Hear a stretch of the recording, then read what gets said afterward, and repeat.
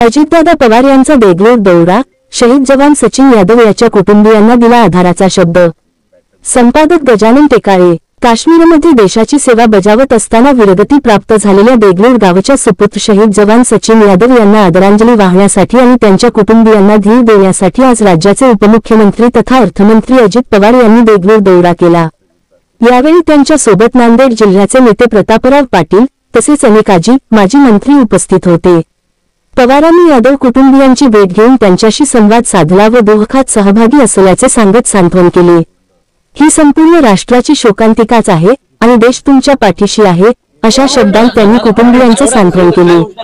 राज्य सरकारकडून शक्य त्या सर्व मदतीसाठी प्रयत्न केले जातील, असे आश्वासन देत अजितदादांनी शहीद जवानाच्या पत्नीला पुण्यात नोकरीसाठी मदत करण्याचा, भावाला पुढील नोकरी मिळवून देण्याचा व कुटुंबासाठी पक्के घर बांधून देण्याचा शब्द दिला। तसेच शासकीय निधी अधिकाधिक मिळवून देण्यासाठी आवश्यक ती कार्यवाही तातडीने केली जाईल, असेही त्यांनी स्पष्ट केले।